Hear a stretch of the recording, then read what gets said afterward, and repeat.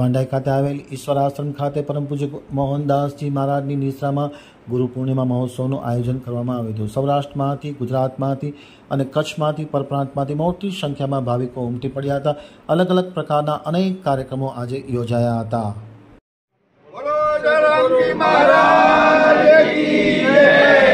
ગુરુ બિન ગોવિંદ कैसे मिले।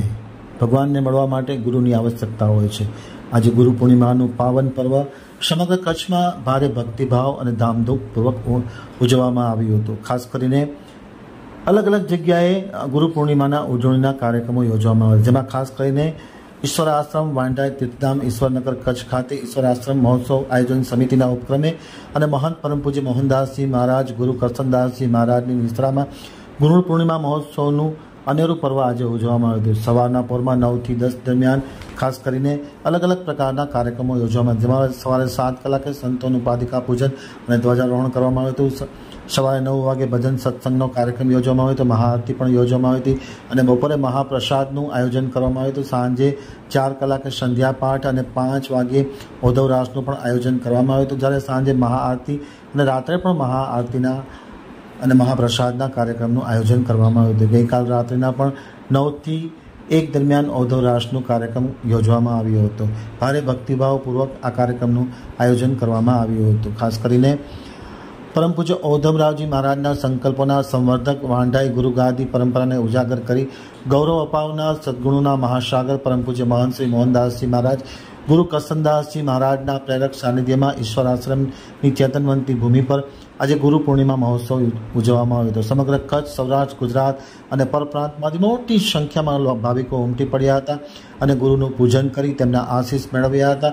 અને ખાસ કરીને ગુરુ પૂર્ણિમા મહોત્સવના દાતા તરીકે શ્રી ગુણાતીત પુત્ર હરિહર શિષ્ય મંડળના તમામ લોકોએ સેવા બજાવી હતી અને સૌ કોઈએ મોહનદાસ બાપુના આશીર્વચન મેળવી અને ધન્ય થયા હતા। ટ્રસ્ટીગણ તથા અન્ય પદાધિકારીઓ પણ આ પ્રસંગે ખાસ હાજર રહ્યા હતા અને પાટીદાર સમાજના આગેવાનોએ પણ વિશાળ હાજરી આપી હતી।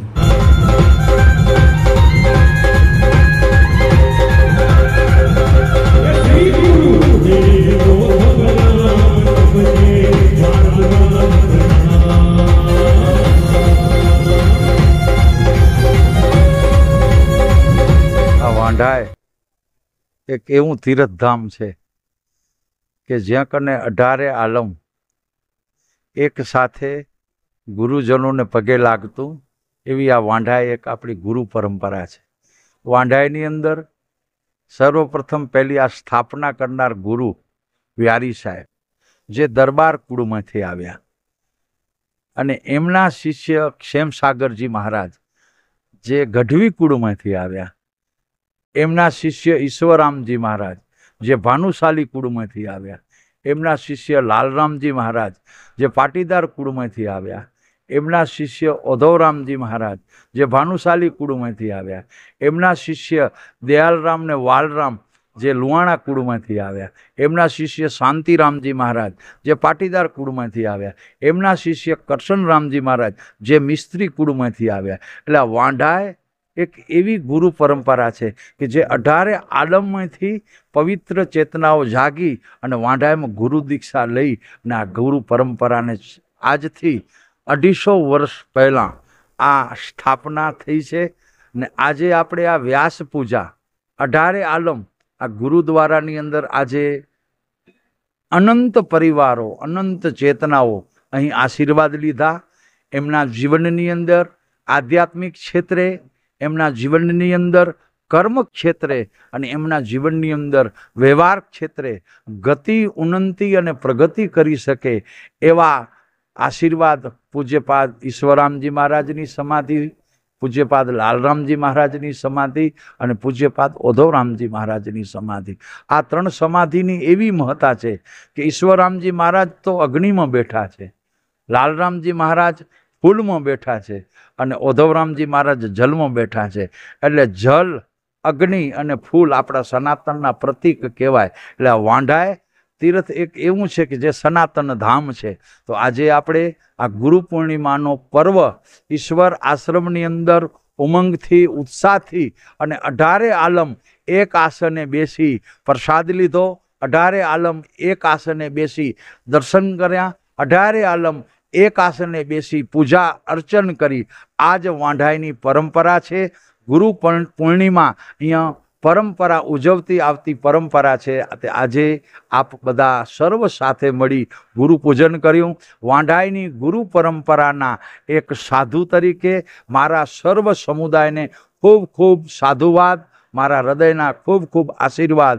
અને સમાધિવાળાને એવી પ્રાર્થના કરું કે આજે જેમ ગુરુ પૂર્ણિમાના પર્વમાં સર્વનું શરીર નિરોગી હતું, મન નિરોગી હતું, વિચાર નિરોગી હતા, એટલે સમાધિ સુધી આવી શક્યા. હે ગુરુદેવ, એ વાંઢાઈની અંદર ગુરુ પૂર્ણિમાનો પર્વ હોય, વાંઢાઈની અંદર રામનવમીનો પર્વ હોય, કે વાંઢાઈની અંદર ગુરુજનોની નિર્વાણ તિથિના પર્વ હોય, તો આવી જ રીતે સમુદાય આવી શકે એવા જ આ સર્વ શિષ્ય વૃંદોને આશીર્વાદ આપ આપજો.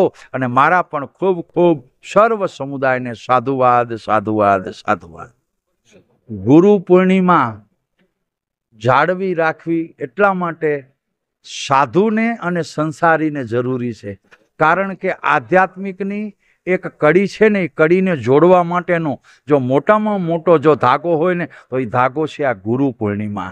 કારણ કે ગુરુ પૂર્ણિમાના દિવસે ગુરુજનોની સમાધિએ દર્શન કરી અને સંસારી લોકો પોતાના મનની અંદર કોઈ પણ દુઃખ હોય, મનની અંદર કોઈ પણ વિચારની તાલાવાણી હોય, તો એ સર્વ દુઃખોથી મુક્ત થવા માટે એવું કહેવામાં આવે છે કે આપણે એક માળા કરી અને માળાનું જે પુણ્ય પ્રાપ્ત જે થાય ને, એ માત્ર એક મંત્ર જાપથી પુણ્ય પ્રાપ્ત થાય.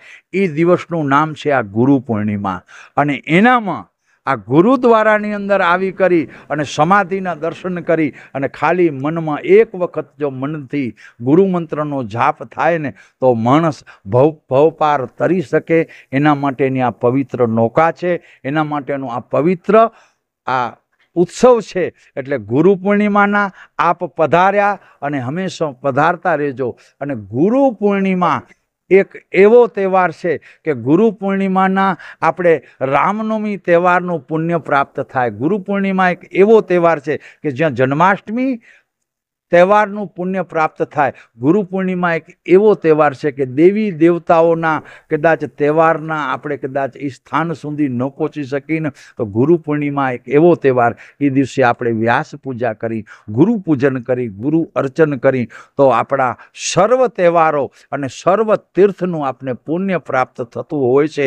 એટલા માટે આપણે આ ગુરુ પૂર્ણિમાનો પર્વ ઉજવી છીએ. આ સર્વ સમુદાય આજે અહીં વાંઢાઈની ટેકરીમાં આવ્યા. વાંઢા ઈશ્વર આશ્રમ સુધી આપ આવ્યા ને, તો તમે આજે ખાલી માત્ર ગુરુ પૂર્ણિમા નથી ઉજવી, ગુરુ પૂર્ણિમાની સાથે સાથે આપ રામનવમી પણ ઉજવી છે, આપ જન્માષ્ટમી પણ ઉજવી છે. અને ગુરુજનો જે સમાધિમાં બેઠા છે ને, એની નિર્વાણ તિથિના એની એક આંખ અલગથી ખુલતા હોય. જેવી રીતે અજ્ઞાન તિમિરાંધસ્ય જ્ઞાનાંજન શલાકયા ચક્ષુતમ મિલિતમ યેન તસ્મૈ શ્રી ગુરુવે નમઃ. એ જે એમના નિર્વાણ દિવસે જે આપને પુણ્ય પ્રાપ્ત થાય ને, એ પુણ્ય પ્રાપ્ત આ ગુરુ પૂનમના પણ થતું હોતું હોય છે. એટલા માટે આપ સર્વ ગુરુ પૂનમના પધાર્યા અને કાયમ પધારતા રહેજો. એવું જ મારું હૃદયનું આ હરિહર સંપ્રદાયના હર શિષ્ય વૃંદને મારું હૃદયનું આમંત્રણ છે. હરિહર હરિહર હરિહર. આજે ગુરુ પૂર્ણિમા એટલે અલૌકિક દરબાર ઈશ્વરનગર વાંઢાએ ગુરુ પરંપરાના દિવ્ય જગ્યા ઉપર આજે ગુરુ પૂર્ણિમાનો ઉત્સવ ભાવભેરથી ઉજવાઈ રહ્યો છે. માહોલ તો જુઓ, લોકોને 18 વરણને ઈશ્વર આશ્રમ શું છે એની પ્રતીતિ જ્યારે થઈ, ત્યારે આજે અમે અમારા ધારણા મુજબ રસોડાના આયોજન કર્યા હતા, એ ગઈકાલે અને આજે બપોરના આયોજનમાં બમણો વધારો કરવો પડ્યો. એવો ભાવ આખાય કચ્છમાંથી સમસ્ત હિન્દુ સમાજ આજે ઈશ્વર આશ્રમ સંત પરંપરાની 10મી ગાદીને નમન કરવા અત્રે પહોંચી ચૂક્યા છે. પૂજ્ય મોહનદાસજી મહારાજ 10મા ગાદીપતિ તરીકે અત્રે બિરાજમાન છે. ને એમને સત્સંગનો પ્રવાહ સાચા સનાતની સમસ્ત હિન્દુ સમાજને એવી જાગૃતતા દાખવી, સાથે સાથે સામાજિક કામો જેવા અહીંયા અત્યારે નેત્ર યજ્ઞ પણ અહીંયા થયું. હવે એમણે સંકલ્પ કર્યો છે દર પૂનમે અહીંયા વાંઢાઈ મધ્યે ઈશ્વર આશ્રમ ઈશ્વરનગર મધ્યે અહીંયા આગળ દર પૂનમે નેત્ર યજ્ઞ થાય, બીજા દર્દોની પણ સારવાર થાય એવી દીર્ઘદ્રષ્ટિ પૂજ્ય મોહનદાસ બાપુની છે. આપ સર્વે આજના કાર્યક્રમની રૂપરેખા ગઈકાલે સંધ્યાપાઠથી કરી, સાંજે ઓધવરાસ ને મહાપ્રસાદ, ત્યારબાદ આજે સવારે પાદુકા પૂજન, પૂજ્ય મોહનદાસજી બાપુ 10મા ગાદીપતિ તરીકે એમનું પૂજન ને મહાઆરતી ને ઓધવરાસ ને બપોરના મહાપ્રસાદ, અને બપોર પછી પણ આપણે ઓધવરાસનું આયોજન છે. સાંજે પ્રસાદ લઈ, સંધ્યાપાઠ પછી પ્રસાદ લઈ ને ત્યારબાદ જ આપણે બધાને છૂટું પડવાનું છે. હજારોની સંખ્યામાં માનવ મહેરામણ અત્રે ઉમટી પડ્યો છે. એમને અમો હૃદયથી એમનો આભાર માનીએ છીએ.